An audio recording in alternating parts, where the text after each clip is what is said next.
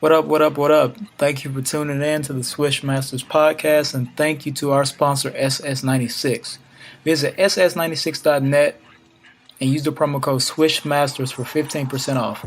Yeah, that's right, you heard me right. 15% off on all store items. Hats, hoodies, t-shirts, whatever you need, SS96 has it. Also, don't forget to go and check out that music from Straight Stoner, produced by yours truly. You know what it is, Gut Gang, mobbing, sleepwalking. We out here.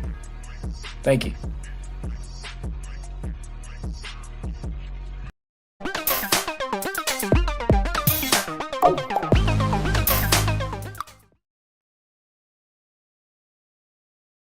All right. Well, tough. So let's talk about some trades that happened recently. The Celtics actually pulled off a trade that we both thought was definitely needed, because you remember we both were talking about, hey, all they need point guard, right? Yep. They got themselves a guard. So Wolves reported that the Celtics sent Daniel Theis, Aaron Nesmith, Nick Stauskas, Lee Fix, Juan Morgan, and the 2023 first round pick to the Pacers. And all four, again, Celtics have a load of young players and assets, and want to give that up. Pretty good. You get a guy in Brogdon who hopefully he can stay healthy. Stays healthy. That's another defensive guy that can switch. Guy that can. Marcus Smart has been doing a little bit better, playmaking wise. I still think Jason Tatum is still the best player, but are they? Yeah. Upside is only if he stays healthy. That's the main. So, how far does this trade take the Celtics for you? I have to queue up the SpongeBob paperclip and rubber band meme for what the Celtics gave up because other than Daniel Theis, no one they just named was playing in the finals really, right, or really in the playoffs at all. But I think this is a great pickup. Like you said, we were talking about the Celtics needing a point guard. I think it helps them definitely. Honestly, I think the conference is going to be a little bit tougher this year. I think that guys are going to be a little bit more healthy, come back and play a little bit better. So the conference is going to be tougher, but the Celtics should be, well in contention for, getting to the finals at least.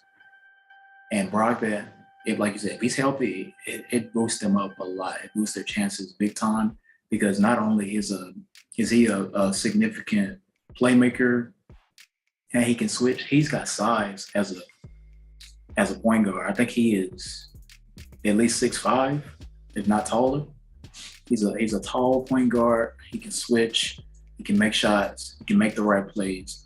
And this takes a lot of pressure off of the other guys. Like you said, like Marcus Smart was a decent playmaker. But when you bring in Brogdon, if you move Marcus Smart to the 2, he now has to really just focus more so on the defensive end, which is where he makes his money at. And honestly, he can kind of turn into more of a 3-and-D player because the ball doesn't have to be in his hands so much. And we saw that he can make shots. If you were to shift and make a lineup of Brogdon, Marcus Smart, Jaylen Brown, Tatum, Al Horford, whoever, or Williams, whoever you want to throw in there, that makes it a lot easier. You can play. You still have a significantly tall lineup, but you also have a true playmaker in Brogdon. You can run a lot of pick and roll, pick and pop with Jason Tatum. He doesn't have to make so many plays or whatever, or vice versa for Jaylen Brown. I think it's big. I think it's a great pickup for them. And it should be able to give them a big shot at contending for championships. Shout out to Brad Stevens, man, because he saw clearly what the team needed. And I got someone that could fill their need because we talked about it. Finals, those turnovers, terrible. Yeah. Some of the worst turnover percentages I've ever seen. So, gotta get someone doesn't mind moving the ball, doesn't have to take the shots. This is a guy for you. He's willing to give up the ball. He's a tall guard. He's 6'5". So got versatility already with Jason Tatum and Jaylen Brown, Marcus Smart. They can switch and guard whoever. Yeah. And now you add Malcolm Brogdon to that. And whoever you want at the 5, if you want to space the floor, Al Horford. If you got like someone that's right on the inside, Williams. Also depends on how much he may regress for next season. But you still have a solid start. The starting 5s in the yeah. So it should be a really good and seamless fit. And again, the only thing is this. He's gotta stay. He's had, remember when he won Rookie of the Year? Mm-hmm. Like ever since then, just yeah.